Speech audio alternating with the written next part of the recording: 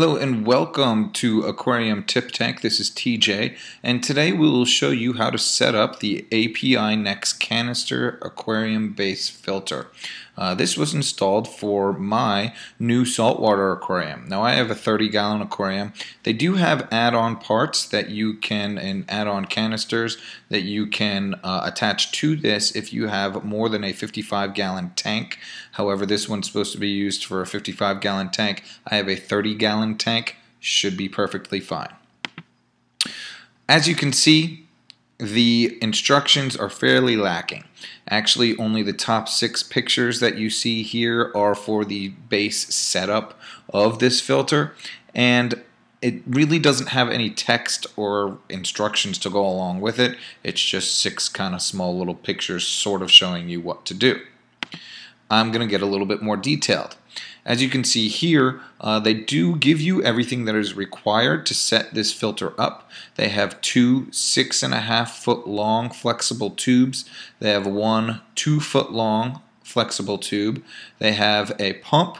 They have a pump kind of cradle here. They have 2 other harder plastic tubes. These actually go around the top edge of your tank. They have a bag full of some suction cups and some clamps. They have a return power head for the water coming back into your tank, and they actually have a few of these biochemical stars that's actual kind of filter media to use for this thing. Alright, so the first step that you're going to do is you're going to set up the clamp for the pump by placing the suction cups in the correct places on the clamp. You need actually 5 suction cups. In the picture shown here, there are 3 on the back of this clamp, and you just press them firmly into the correct spots on the clamp. These 3 will go to hold the clamp onto the wall of your aquarium. The other 2 go on the top piece here and the bottom piece down here, and they actually help hold the pump into place. Second, you're going to stick the pump clamp in the desired spot on the tank wall, at least 4 inches from the surface of the water and 4 inches from the bottom of the water. I think they basically want you to look out from sucking some substrate or stuff up into the pump, and for the fact that there is some evaporation sometimes. They want the pump to be completely submerged by water. Okay, third, and I did this step a little bit out of order. This isn't what they have you do third in the directions. I did this because I was a little bit confused about what piece of flexible tubing to use next. I knew I needed the 2 longer pieces to connect to the base unit of the pump and to run back up to the top of the tank. So what I did is I connected the 2 6.5-foot pieces of flexible tubing to the input of the filter base unit and to the output of the filter base unit. Now when you're doing this, watch out for the fact that they have on the base unit there are 2 90-degree hard plastic bends here. Now they do rotate for you. I believe they're okay to rotate. I'll tell you when I've actually put water through this thing if it works. And they also give you clamps to go around the outside of the flexible plastic tubing when it is over the hard plastic tubing, just to make sure that it clamps on there tightly. So make sure that you also know which tube is the input to the filter unit and which one is the output from the filter unit. I didn't actually connect these to the back yet. I just ran them through my tank stand and out the back. But make sure you know which one is which. I made sure that I marked them correctly so that when I attached them to the things up in the top of the tank and over the side of the tank, I knew where they should go. Basically, the input to the filter should be the output from the pump, as in the pump should suck water up from the aquarium, output that water through the tube and back into the input of the canister filter. Then the canister filter should clean everything out and pump water out of the filter and back up to the return portion and the power head of the return filter back into the tank. So next what I did is I took the 2-foot piece of plastic tubing that they gave you, and I cut a piece that was about 4 1/4 inches long.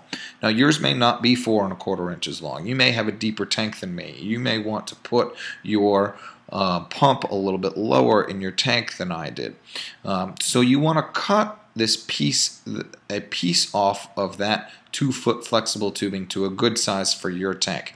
Now, a good size will basically be what allows the flexible tubing to connect to the output of the pump, and this is the suction that draws water into the canister filter below, and you connect the other side of that flexible tubing to one of the pieces of the harder U-shaped tubes. Basically, you should make sure that the harder U-shaped tube clears the top of the top edge of the tank and has, enough room to get around it and everything else. So you may need a longer piece of flexible tubing that you cut in order to make sure that that U-shaped piece of tubing is actually able to get around the top of your tank. Okay, so sixth, what I did is I connected the pump output suction tubing to the flexible tubing that leads down and into the input canister filter, and the flexible tubing coming from the output of the canister filter to the harder U-shaped tubing up here that is connected to the return power head. Basically, it's kind of a big loop. I had to make sure that I connected these two pieces of flexible tubing to the correct harder pieces of U-shaped tubing.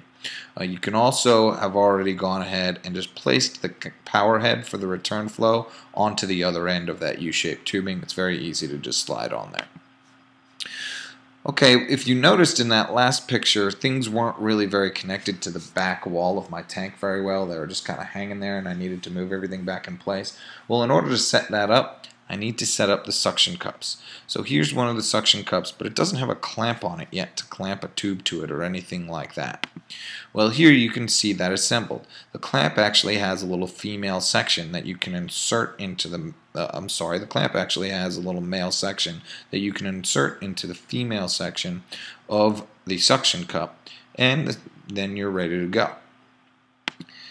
So next, what you want to do is you actually want to connect those suction cups to the appropriate places on the back walls of your tank and use those suction cups with the clamps to hold the tubes in place.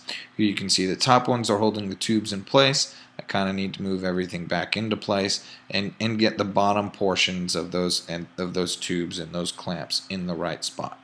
So I went ahead and did that. I put the canister filter back into the bottom of my tank, and I was ready to go. Next, what we're going to do is get into changing the filter media.